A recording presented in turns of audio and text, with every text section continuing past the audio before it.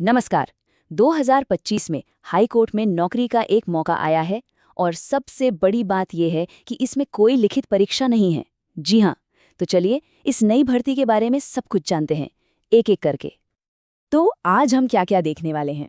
सबसे पहले कि ये एक सीधी भर्ती क्यों है, फिर देखेंगे कि कौन कौन अप्लाई कर सकता है, इसके बाद पद कौन से हैं और तारीखें क्या हैं, फिर समझेंगे सिलेक्शन प्रोसेस को, और आखिर में अप्लाई कैसे करना है और फीस कितनी है। चलिए शुरू करते हैं।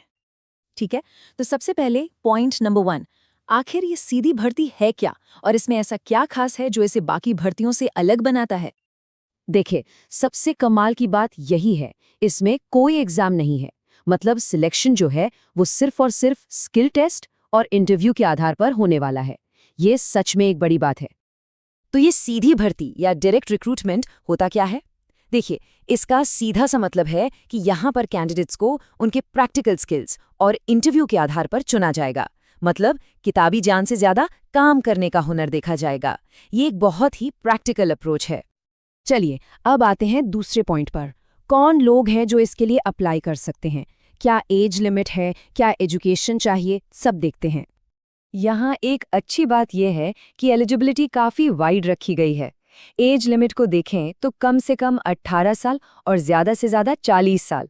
और क्वालिफिकेशन की बात करें तो 10वीं पास, 12वीं पास, डिप्लोमा वाले या फिर ग्रेजुएट्स सभी अप्लाई कर सकते हैं। मतलब काफ़ी लोगों के लिए दरवाजे खुले हैं। और हाँ, ये भर्ती सभी भारतीय नागरिकों के लिए है। इसमें पुरुष और महिला दोनों ही बराबर के हकदार हैं और अप्लाई कर सकते हैं। ठीक है, तो अब आते हैं सेक्शन 3 पर। इसमें हम बात करेंगे कि कौन कौन सी पोस्ट्स हैं और सबसे ज़रूरी तारीखें क्या हैं, ये मिस नहीं करना है। तो यहाँ पर 2 तरह की वैकेंसीज हैं। एक है टेक्निकल असिस्टेंट की, जिसमें 16 पोस्ट्स हैं, और दूसरी है डेटा एंट्री ऑपरेटर यानी डीईओ की, जिसमें 12 पोस्ट्स हैं। तो ये 2 ऑप्शंस हैं। अब तारीखों पर ध्यान दीजिए।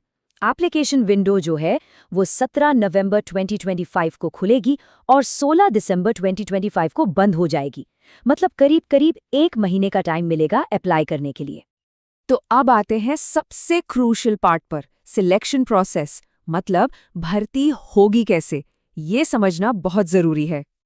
जैसा कि हमने पहले भी बात की, दोनों ही पोस्ट्स के लिए जो सिलेक्शन का बेस है वो है स्किल टेस्ट, जैसे कि टाइपिंग, और उसके बाद एक इंटरव्यू, सीधा और सिंपल।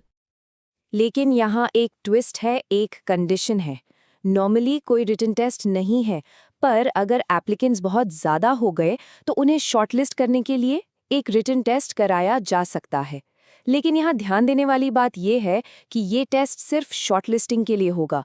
फाइनल मेरिट लिस्ट जो बनेगी वो सिर्फ और सिर्फ स्किल टेस्ट और इंटरव्यू के मार्क्स पर ही बनेगी। तो रिटन टेस्ट के मार्क्स फाइनल सिलेक्शन में नहीं जुड़ेंगे। और अब हमारा आखिरी सेक्शन, आवेदन कैसे करें और फीस कितनी है। चलिए इसकी प्रैक्टिकल डिटेल्स भी जान लेते हैं। एप्लीकेशन फ़ी की बात करें तो ये है 600 रुपये, बस फ्लैट 600 रुपये। तो कुछ ज़रूरी बातें याद रखने वाली हैं। एप्लीकेशन सिर्फ ऑनलाइन मोड में ही होगा।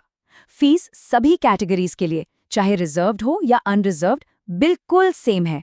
और हाँ, पुरुष और महिला दोनों के लिए फ़ी एक बराबर ही है। तो अब सारी जानकारी हमारे सामने है।